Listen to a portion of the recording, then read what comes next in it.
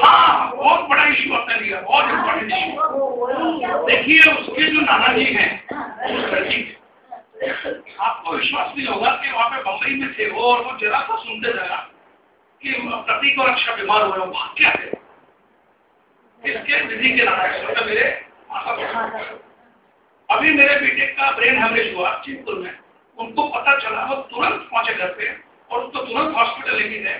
पूरे समय उन्होंने पैसा जेब से उस समय निकाला, उसको एडमिट करवाया, उसका ऑपरेशन हो गया और आज ठीक होकर आज घर पे आ गए। वो 20 तारीख को उसका ब्रेन हेमरेज हुआ है और आज कितनी तारीख है? 1 तारीख। 10 दिन में 11 दिन में घर पे गया और सीढ़ी चढ़ के पहले वाले के ऊपर गया। तो जो उसी के नाना जी, आप देखिए उनका लव अफेक्शन और लोगों की तरफ भावना। लेकिन इस लड़की को हम भी समझते हैं कि विधि ने शायद जानबूझ के नहीं किया होगा, और उसको मालूम भी होगा तो उसने क्या सोचा होगा कि शायद ये लड़का सुधर जाएगा। लेकिन सबसे बड़ी बात है जब अक्षर इतना मार खा के यहाँ पे आई, संध्या वगैरह ने देखा हुआ है, वो डॉक्टर ने देखा हुआ, आप उनसे पूछिए कि कितनी इंजरीज है। अगर आपको फोटो देखना है तो मैं फोटो दिखा कितनी इंजरीज है, दिखाई। अब उस लड़की को हमने विधि को फोन किया कि बेटा 1 मिनट आओ, ये देखो, और उसको इतनी इंजरीज हो गई है और तुम मिडिल मैन थी, तुम बीच में थी, तुमने वो लड़का रिकमेंड किया, तुम अभी इतनी बिजी हो। मैंने अच्छा तुम बिजी हो ना, तो मैं उसको लेकर आ रहा हूँ, to go out for a party. मैंने ओके 12 बजे रात को आओगी ना, अच्छा नीचे नहीं उतर पाएगी तो कोई बात नहीं, मैं उसको गोद में उतारूंगा, गाड़ी में लेके आऊंगा, और गाड़ी में लाने के बाद में मैं वहाँ पे आपको दिखाने को लाता हूँ कि अक्षय की क्या हालत है, उसके बाद में उसको क्या करना चाहिए। नो प्लीज डोंट कम।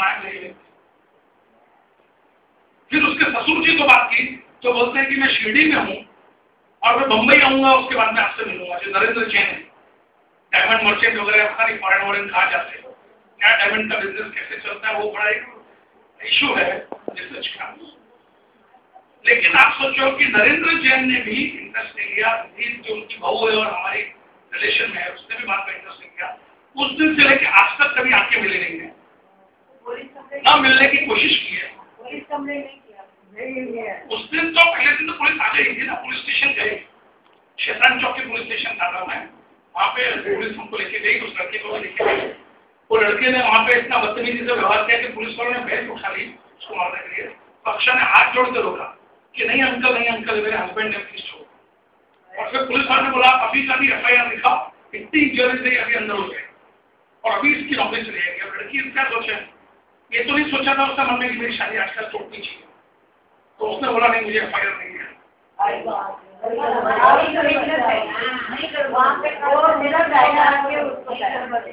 आप रावण के ऊपर चाहे जितनी दया करो, दुर्योधन पे चाहे जितनी दया करो। दुर्योधन को बोला उन्होंने खाली 5 छोटे गांव दे दो, लेकिन वो बच्ची है और हम बच्ची के अगेंस्ट में जाए तो क्या सोचे कि माँ बाप के कारण मेरी शादी हो गई। हमने उसको बताया, समझाया, FIR के समय भी समझाया, फोर्स नहीं, ठीक है, हर बच्चों में इंडिपेंडेंट डिसीजन होगा क्या करना है। अगर उस दिन शादी टूट जाती ना तो आज हमको क्या बोलती हो कि शायद शादी सुधर सकती थी, पापा मम्मी ने दबाव डाला। और लड़का क्या बोलता था, यही बोलता था कि तुमने तो मेरे को FIR करके जेल में डाल दिया, आपने तुम्हारे पास क्यों, क्या तुमको क्यों बोला। उसको तो ब्लेम नहीं करना था, उसको तो अलग ही होना है।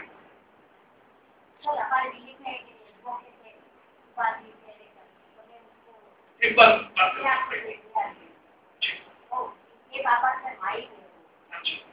लेकिन मैं आपको विश्वास नहीं होगा, कम से कम 50 एडवोकेट, 1-2 जज या उनके रिश्तेदार, सीनियर गवर्नमेंट ऑफिसर, क्योंकि मेरी उम्र 50 ईयर होगी ना, और इतना सोशली एक्टिव रहा, सोशल वर्कर, एक्टिविस्ट, न्यूज़पेपर वाले, मैं सबको मिल चुका हूँ, कोई मदद नहीं कर पाया।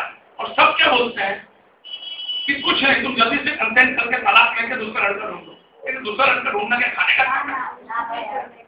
अभी क्या मारुति गाड़ी है, एक गाड़ी बेचती हो, दूसरी गाड़ी अपनी, और वो भी एक डाइवोर्स लड़की के लिए इतना इजी है क्या? यहाँ पे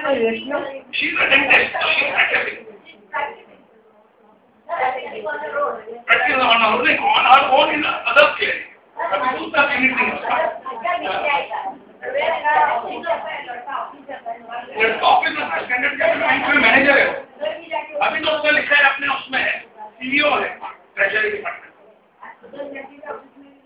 हाँ, हमने उसके ऑफिस में जाके कंप्लेंट नहीं किया, हमने कोई और एक्शन नहीं लिया। हमको ये लगा कि टूट रहा है तो टूटे, अपने को अपना कंपनसेशन मिले और बात खत्म करें, और उसको जो जस्टिस मिलना चाहिए अच्छा को जस्टिस हो। लेकिन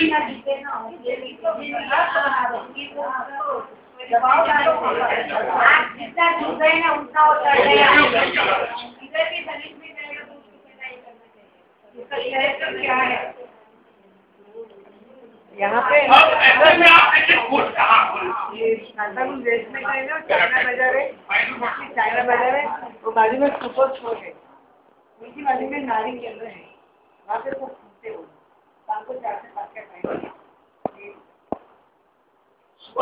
केंद्र में जाने को तैयार नहीं थे, तो उसी टाइम में होता था, उसका बाद भी वो तो क्या लगा कि वो जो स्त्री चेतना है वो मेरा सब भला करे।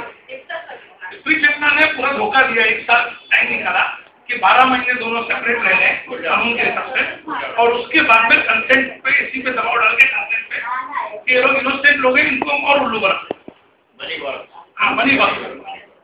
अब नारी केंद्र वगैरह में जाने के बजाय अपन सीधा पुलिस में गए हैं, लेकिन सोनिया गांधी से लेकर बड़े बड़े दिल्ली के नेता कुछ कहते हैं तो पुलिस ने तुरंत एक्शन लेना चाहिए था। पुलिस ने एक्शन नहीं लिया, उल्टा उसको हवा दे दी, तो उसने बेल का पहले से इंटरिम बेल के लिए अप्लाई कर दिया। लेकिन बेल के समय भी आप देखिए, आप लोग कभी कोर्ट में चलिए, उस समय अक्षा की अगली डेट 12 तारीख को है कि जज तो शांत है और अक्षा की तरफ भी ऐसे देखेंगे जैसे कि वो कोई गुनहगार तो वही है, और लड़की की जज एडवोकेट इस तरह से बात करेगी कि जैसे कि वो मतलब ब्लड हाउंड होता है ना उस तरह कि और कोई घबरा ही जाए। लेकिन मैं इतना सोशल एक्टिविटी में रह चुका हूँ, ऐसे खराब न्यायालयों के बीच में रह चुका हूँ, मुझे थोड़ा अनुभव है और मैं थोड़ा हिम्मत बना चुका हूँ कि मेरे को फांसी भी होगी तो चलेगा, लेकिन बच्ची को न्याय मिलना चाहिए। तो मैं कड़क कोर्ट में कैसे भी खड़ा हूँ, नहीं तो और कोई माँ बाप की तो हिम्मत ही नहीं होगी मजबूर तो।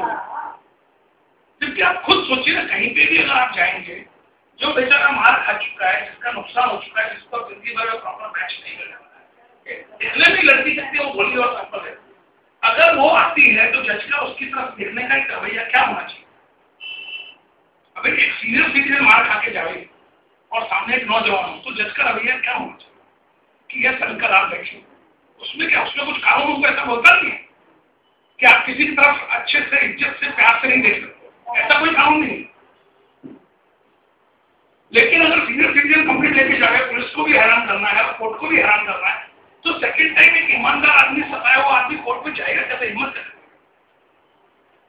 तो मैं ये यूट्यूब पे क्यों डालना चाहता हूँ कि लोगों को, जनता को मालूम पड़े कि कोर्ट का एटीट्यूड आरोपी की तरफ इतना लिबरल है, इतना फ्री है, और एक कंप्लेनेंट है, एक इनोसेंट लड़की है, डॉक्टर है, क्वालिफाइड है, उसकी फैमिली क्वालिफाइड है। मेरा 58 साल का मेरा उम्र हो जाए, 58 साल में मेरे खिलाफ कोई कंप्लेंट एफआईआर पुलिस में नहीं है, मेरे बेटे के खिलाफ नहीं है, मेरे पिताजी के खिलाफ नहीं है, मेरे दादाजी 91 ईयर्स के होकर गुजरे हैं, तो हमारी कोई क्रिमिनल फैमिली नहीं है। और उस फैमिली का एक मेंबर वहां पे आ रही है तो उससे कुछ पूछना, समझना, सिंपैथी, चेहरे पे भी अपने आप सिंपैथी आती है ना, सामने वाले का पसीना छूटना बंद है। वो जिस सुबह से नर्वस रहती है जिस दिन उसको कोर्ट में जाना है, और कोर्ट में भी उसकी हालत ऐसी जैसे कि आप ये समझो कि खरगोश को कोई जल्लाद के हाथ में पहुंचा दिया हो ना, वो बच्ची उस तरह से कोर्ट में जाती है। और ये जैसे मेरी बच्ची है तो मुझे मालूम पड़ रहा है, वैसे बहुतों को मालूम नहीं कि एक बच्ची जब कोर्ट में जाती है किसी की भी, तो कितनी बड़ी उसके ऊपर टेंशन है। शायद अगर कोई आपको, मुझे लगता है कोई स्टेट इनकम टैक्स का भी नोटिस आवे ना, तो भी आदमी नाराज हो जाए। तो ये तो कोर्ट का नोटिस है, कोर्ट में उसको बुलाया, और कोर्ट में बुला के पब्लिक प्रोसिक्यूटर का रोल है कि पब्लिक प्रोसिक्यूटर पूरा केस को समझे और उनके धज्जियां उड़ा दे। और स्पेशली जब हम इतना एविडेंस दे रहे हैं तो पब्लिक प्रोसिक्यूटर चुप है, और वो गरज रही, कौन, बसंती जोशी या कुछ एडवोकेट का नाम, वो गरज रही, और जज चुपचाप सुन रहे। और जज ये नहीं बोलती है कि इन्होंने इतने सारे आरोप आपके ऊपर लगाए हैं, सच क्या झूठ क्या बताइए। जज बोलते नहीं, आप कुछ नहीं बोल सकते, you are not allowed to speak. तो पब्लिक प्रोसिक्यूटर भी ना बोले, पब्लिक प्रोसिक्यूटर मेरे से भी नहीं पूछिए कि आपका जवाब क्या है, तो मेरी तरफ से वो जवाब नहीं दे रहे, मैं जवाब नहीं दे पाऊँ क्योंकि मुझे परमिशन नहीं दी जा रही है, तो जज तो बात खुल जाएगा। मेरा एक ही सिंपल जवाब है कि सब लोग भ्रष्ट है, जो उनका जज अपना वकील है उसने अपना प्रोसिक्यूटर भी छोड़ा हुआ है, उसको भी 2 लाख दिया है, जज को भी 2 लाख दिया है और उसने भी 10 लाख कमाया। आपका केस ठीक करके आपको परेशानी होगी। नहीं, मैं ये नहीं कहता हूँ कि जज भी करप्ट होंगे, लेकिन होएगा, जरूर होएगा।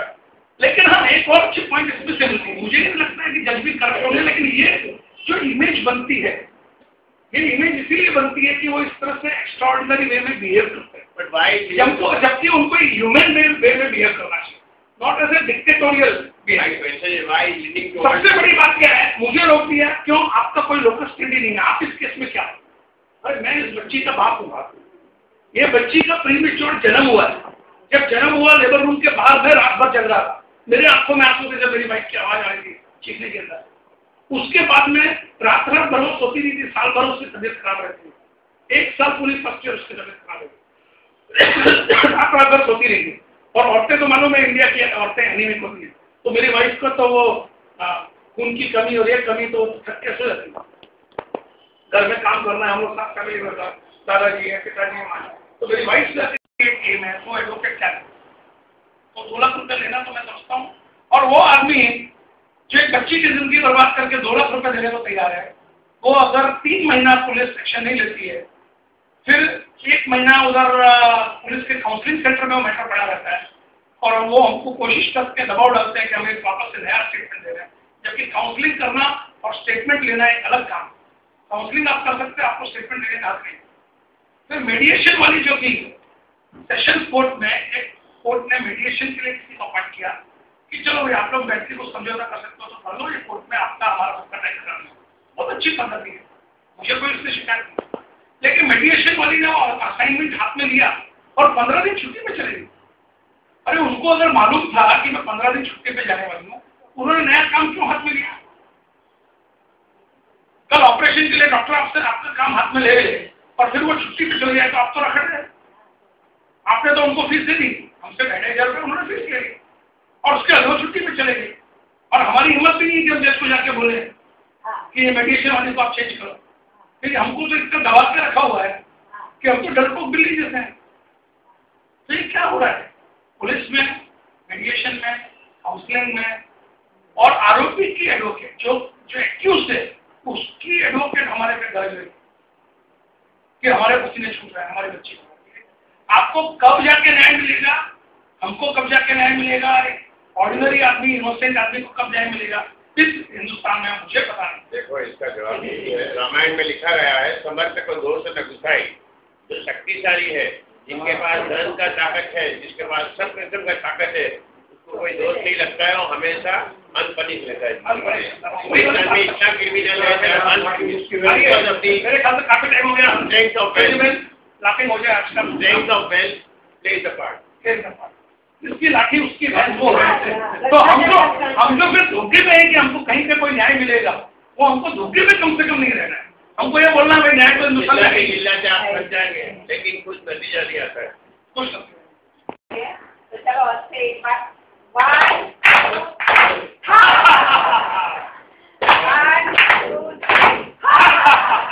और एक बार 1 थैंक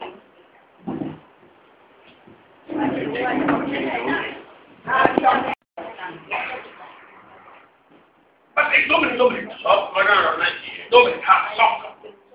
आप किससे डील कर रहे हो? एक गाय से, एक खरगोश से, एक महिला से, एक सीनियर सिटीजन से, एक बच्ची से, आपका उस तरह से सॉफ्ट व्यवहार होना चाहिए। हाँ, मैं ये नहीं बोल रहा आप अंधा मान के उसको आप पूरा सपोर्ट दें या उसके फेवर में सब कुछ करें, लेकिन समझो तुमसे उसको इतना प्यार से तो हैंडल करो कि कल कोर्ट में आने में उसको डर न लगे, उसका पसीना न छू, वो सुबह से कुछ खा नहीं पाई, कोर्ट में जाने के नाम से इतना घबरा रहे और वहाँ पे जज अगर तैयार करके देखती है और सामने वाला एडवोकेट इस तरह से चिल्लाता है 1 मिनट प्लीज 1 मिनट, तो इस तरह से तो बिल्कुल व्यवहार नहीं होना चाहिए। अब मैं जो बता रहा था कि कोर्ट बोलती है कि आपका लोकल स्टैंडिंग है, आप कैसे बीच में बोल सकते हो? आप बीच में नहीं बोल सकते। उस बच्ची को मैंने जन्म दिया है, उस बच्ची के बाहर लेबर रूम में जब उसकी मम्मी रो रही है अंदर दर्द में, तो मेरे भी आंखों में आंसू आ रहे हैं। उसके बाद साल भर रात भर में जग के उसको लोरी गिना के और गा के मैं उसको देखा। उसके बाद में best of the school ICSE का बेस्ट स्कूल जो उसमें एडमिशन दिलाया। बेस्ट कॉलेज मिठीबाई में एडमिशन, आपको उसने मेहनत की, उसने पढ़ाई की, वो मेरिट का बात है।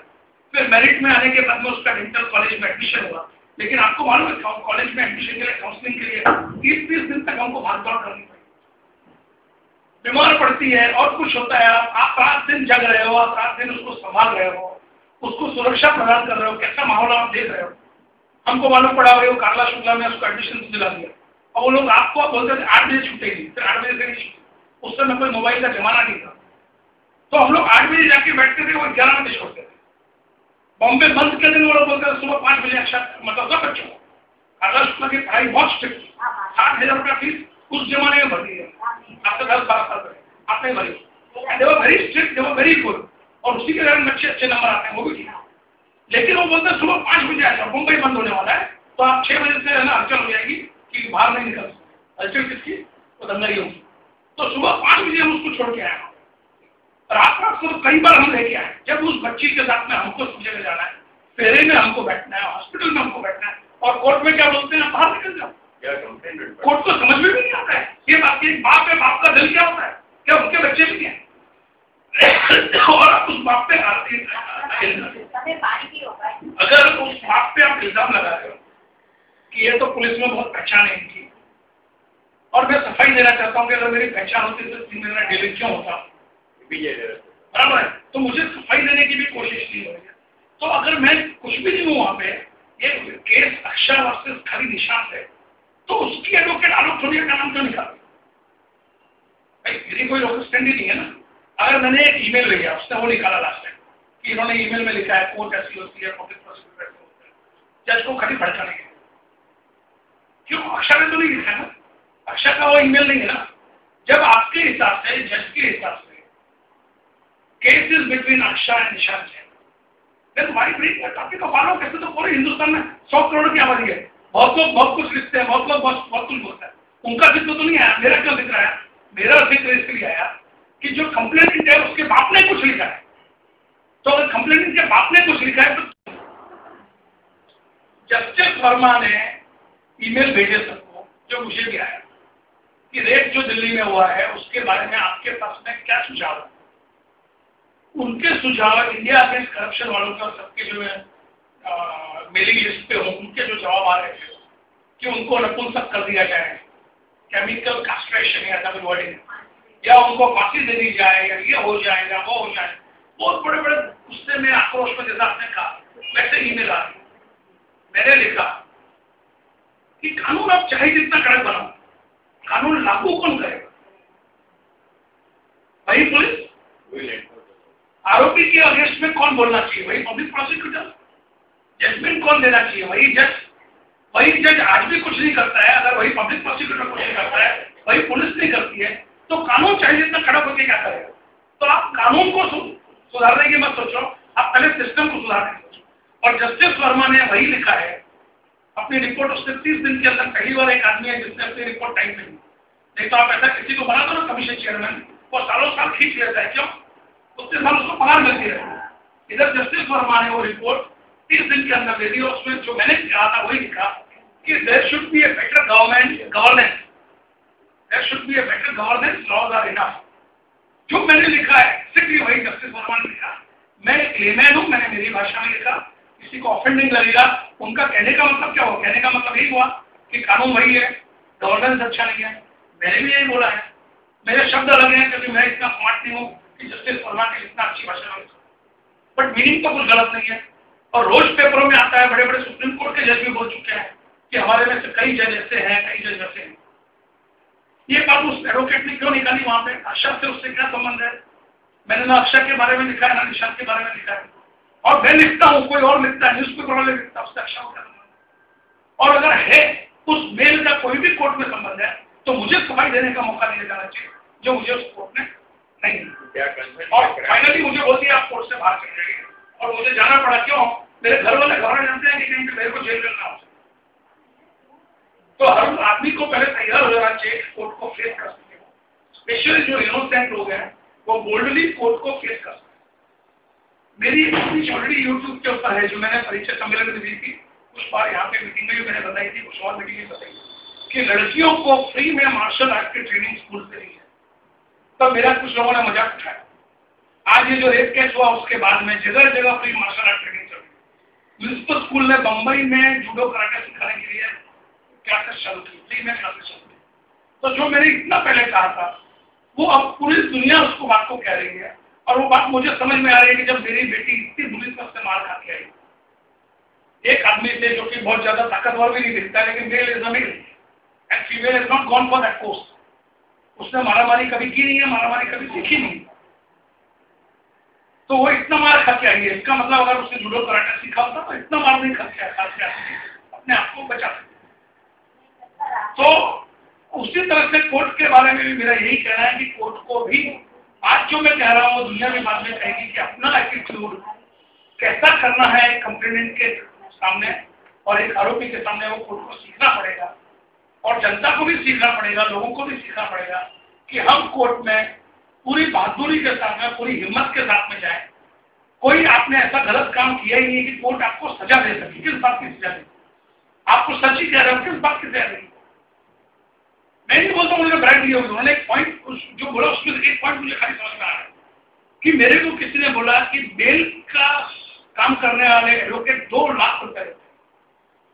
जब 10-10 साल कोई केस चलता है तो भी 2 लाख नहीं लेता है। आज स्मॉल क्लोजर कोर्ट में जाओ 10 साल से 20 साल लगता है, 50,000 से 1 लाख के अंदर आपको एक एडवोकेट मिल जाएगा, जबकि बेल दिलाने का काम 2 या 4 या 5 महीने का है। एंटीसिपेटरी बेल दिलाने का काम 1 या 2 महीने का है, जिसमें 2 या 4 बार ही अपीयर हो रहा है। फिर वो एडवोकेट 2 लाख रुपए की बात करेगा। वो 2 लाख रुपए का क्या करता है? वो 2 लाख रुपए किसके साथ में शेयर करता है? ये तो सच में सोचने वाली बात है। कहीं ना कहीं रिलेशनशिप है जहाँ पे वो 2 लाख रुपए शेयर करता है, क्योंकि 2 लाख का काम तो वो नहीं कर रहा है। लेकिन अब